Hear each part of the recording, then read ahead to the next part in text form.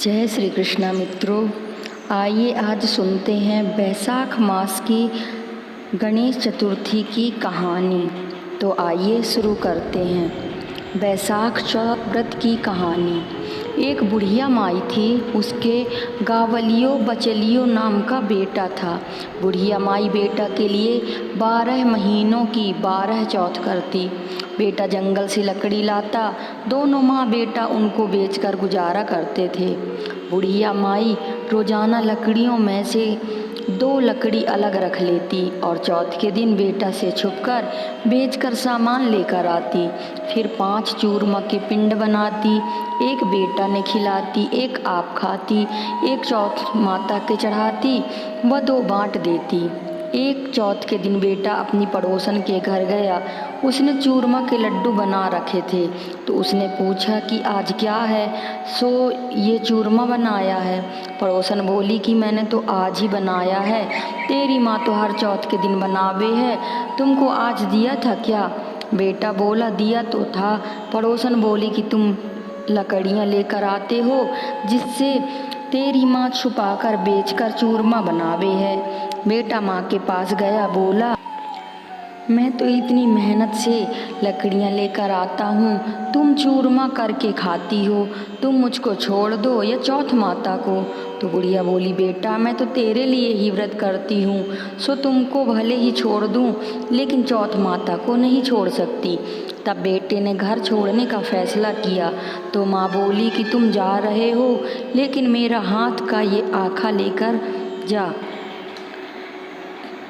तेरे ऊपर जो भी संकट आएगा चौथ माता के नाम पर इन्हें पुआर देना, संकट दूर हो जाएगा। बेटा ने सोचा कि है तो झूठी बात लेकिन बात रखने के लिए ले लेता हूँ। घर से चला, थोड़ी दूर गया होगा और देखता है कि खून की नदी बह रही है, किधर से भी रास्ता नहीं था। तब उसने माँ के दिए आखा पुआर के बोला कि हे चौथ माता, अगर ये नदी सूख कर रास्ता हो जाए तो तुम सच्ची हो। इतने में ही नदी सूख कर रास्ता हो जाता है। थोड़ा आगे चलने पर तो रात होने लगी और सुनसान जंगल आ गया। तब आखा पुआर कर बोला कि हे चौथ माता, मने रास्ता मिल जावे, नहीं तो ये जानवर मुझे खा जाएंगे। इतने में ही रास्ता मिल गया। आगे एक राजा की नगरी में गया। राजा हर महीने एक आदमी की बलि देता था। वह एक बुढ़िया के घर में गया तो देखता है कि बुढ़िया माई रोटी बनाते हुए रो रही थी। तब उसने पूछा कि माई तुम रो क्यों रही हो। बुढ़िया बोली कि मेरे एक ही बेटा है और आज वो राजा की बलि चढ़ जाएगा, मैं ये रोटी उसके लिए बना रही हूँ।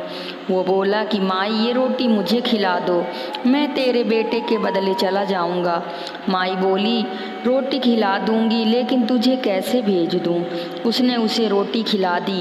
रात में सोते समय बोला कि राजा का बुलावा आए तो मेरे को जगा देना। आधी रात को बुलावा आया। बुढ़िया माई सोचने लगे कि पराए पूत ने कैसे बलि चढ़ा दूं, पर इतने में ही वह जाग गया और जाने लगा और बुढ़िया माई से बोला कि मेरी पोटली और लाठी रखी है। बुढ़िया माई सोचे कि आज तक ही कोई वापस नहीं आया, ये कैसे आएगा। राजा का आदमी उसे साथ लेकर चला गया। वहाँ पर उसे कच्चे घड़े पकने वाले कुंड आवा में चुन दिया। जब वो चुना जा रहा था तो उसने आखा पुआर कर कहा कि हे चौथ माता, 2 संकट टाल दिए, ये भी तुम ही टालो। इतने में आवा पककर तैयार हो गया। 2 दिन बाद आवा के पास बच्चे खेल रहे थे।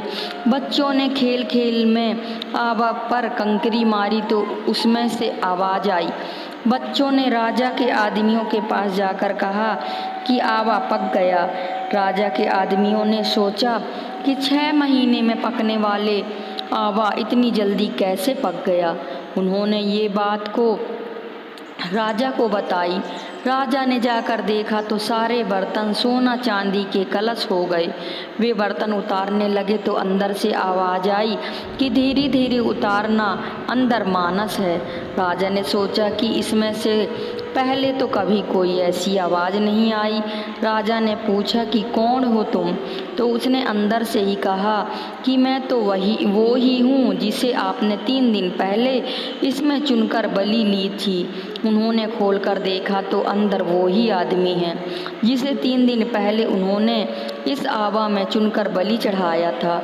उन्होंने सारी बात बताई।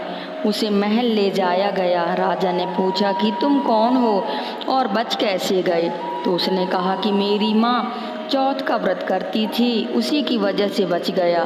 तब राजा ने कहा कि ये झूठ है, इसकी परीक्षा लेनी होगी।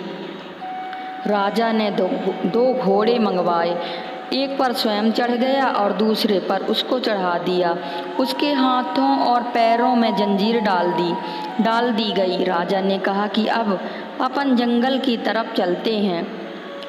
अगर ये जंजीरें खुलकर मेरे हाथ पैरों में आ जाएंगी तो तुम्हारी माँ की चौथ माता सच्ची है।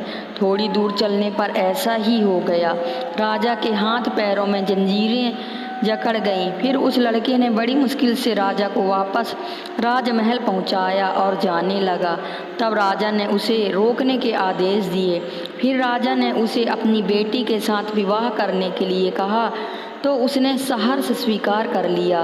राजा ने उसे वही महल में ही रहने के लिए अलग से सारे साधन उपलब्ध करवा दिए। वह राजकाज में सहयोग करने लगा। कुछ महीनों बाद उसे घर की याद आई। एक दिन मौसम बहुत ही खराब हो रखा था। चारों ओर बिजलियां कड़क रही थी। उसे अपनी माँ की याद आई तो उसने अपनी पत्नी से कहा कि आज तो बिजली मेरे गांव की तरफ चमक रही है। तो उसकी पत्नी यानी राजा की बेटी ने कहा कि आपके गांव भी है क्या? तो उसने बताया कि हाँ। उसने अपनी माँ के बारे में बताया। फिर कहा कि गांव चलेंगे। दूसरे दिन सुबह वे गांव के लिए रवाना हुए तो राजा ने खूब सारा धन देकर उन्हें विदा किया। गांव के समीप पहुंचने पर लोगों को पता चल गया। उसकी माँ बुढ़ापे में लकड़ियाँ तो काटती नहीं थी, इसलिए गोबर के उपले बनाकर उन्हें बेचकर जीवन यापन कर रही थी। वह उपले बीन कर ला रही थी तो उसी पड़ोसन ने बताया कि बुढ़िया माई तेरे बेटे बहू आ रहे हैं। तो उसने कहा कि मेरे भाग्य में बेटे बहू कहाँ हैं? एक बेटा था जिसे भी तुमने लगा भुंजा के निकाल दिया। तो उसने कहा कि मैं सच बता रही हूँ, विश्वास नहीं हो तो देख लो। बुढ़िया ने छत पर जाकर देखा तो सच में गांव की तरफ एक लश्कर आ रहा था।